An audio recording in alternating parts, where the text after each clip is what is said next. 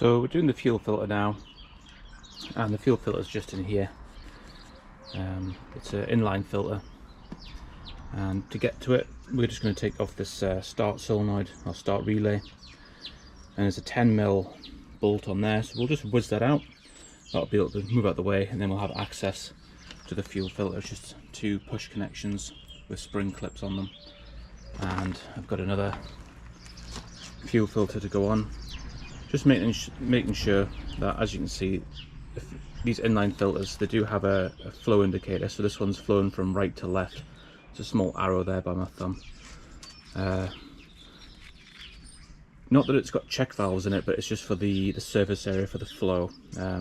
Putting it in wrong, probably wouldn't notice a difference, but once the fuel filters start getting clogged up, you would notice a massive fuel reduction. I'd imagine some more advanced ones may have check valves in to stop fuel flowing back if it's like if the tank's below, anything like that. But this is just a standard inline filter. There's no check valves or anything in this one, but it's always good to put it the way the manufacturer says. So we'll be putting it from this is where my little finger is. That's from the tank, and that's going towards the carburetor, well, towards the fuel pump, then the carburetor. So it'll sit like that in the engine. So like I say, we'll just take that bolt out there, which is a 10mm socket requirement, and then get it out of the way, and we'll have access to the fuel filter.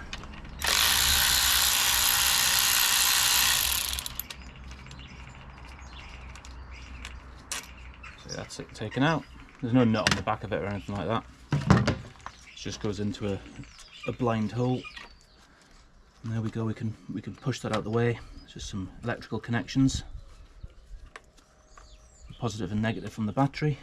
Well, sorry, not the positive and negative, just the positive, which goes to this start solenoid, and then the other side of the positive goes to the starter motor. And the two little wires in between are from the key. So when you energize it, it connects both these cables together, and starter motor spins over. So now we've got access to the fuel filter there. We can pull it out a little bit further. You can see the other end in there. We've got access to that end. So just with some pliers there, we'll pop them off, and we can change it out. Very straightforward. So just squeezing the tabs there, you can push that back, and then we can just pull, which is always easier said than done, because depending on how long these have been on for, dictates how hard these are to get off. There we go, that one's off, and that one in there, you can just grab that spring clip as well. I always find with these filters, if you can't get it off because of the hose, when you try and pull it, you're almost like compressing the hose on. It's those, if you can grab the hose and twist, you can sort of break the connection on the filter, and it does come off. Just taking a bit of that old fuel out there. There's a little bit in there still. A little bit dirty, but massive surface area on that filter. So now we've got access to do the new one, so it'll just sit in that recess there, plenty of space. So when using aftermarket filters, obviously this man filter isn't original to the engine at all. It's always a good idea, just compare the ones that you're doing. I know that'll be fine for a 20 horsepower 2-stroke. We're just looking at the barbed ends and the length. Mine's a little bit shorter, but the barbed ends are exactly the same, but it's a 2-step, so if the hose was a bit big, we push it right to the bitter end and it'll step up a little bit. Then we just put the spring clips on. So yeah, we'll get this in, making sure that it's in the right direction, and it's pretty straightforward. It's like the spark plugs. These 2-strokes, they're not hard to service at all.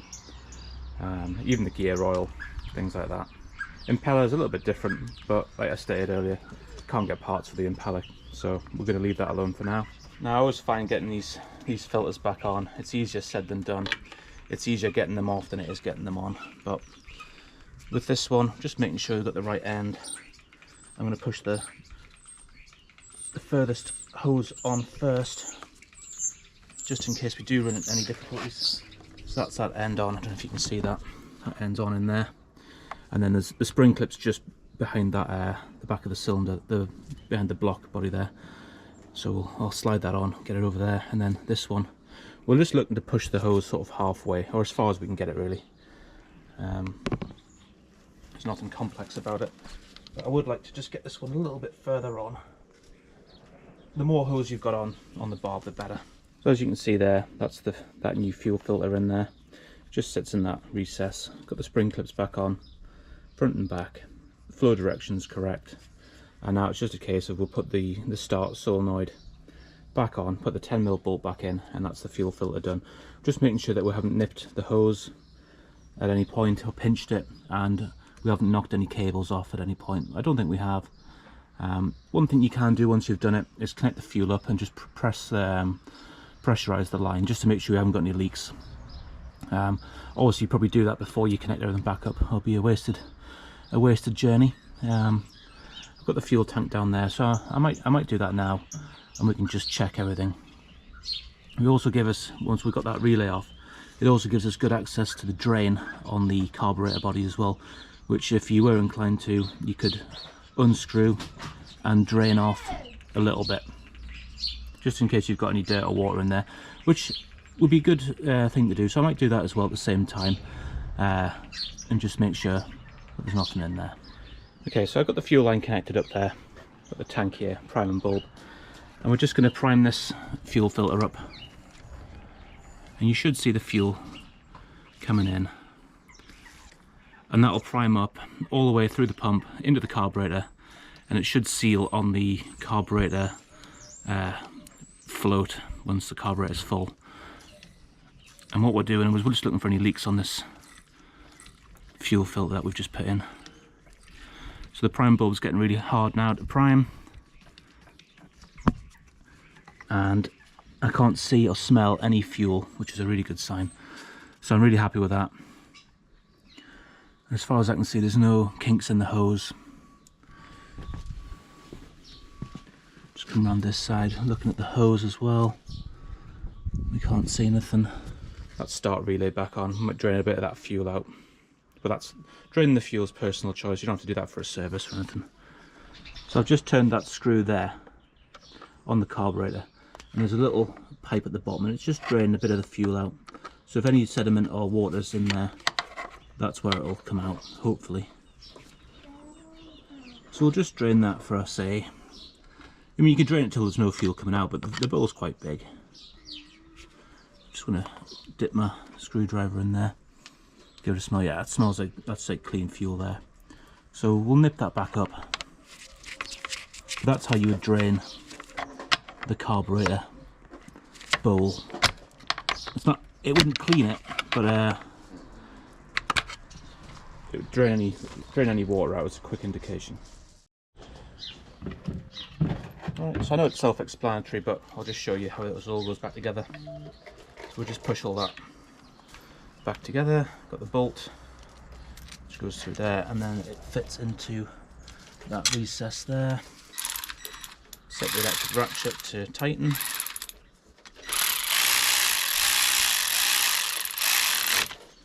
And that's it all together. And just make sure that, let's say, these cables aren't caught or anything, the fuel lines aren't nicked, which looks good. Yep, happy with that. So to change the fuel filter on this 20A, it's pretty straightforward. As I say, just have to remove that. I'm not, like I say, I'm not sure if the original one had like a cartridge that you would take a housing off and just like drain it out, but this one's an inline now. Let's say it runs around to the fuel pump and then up to the carburetor.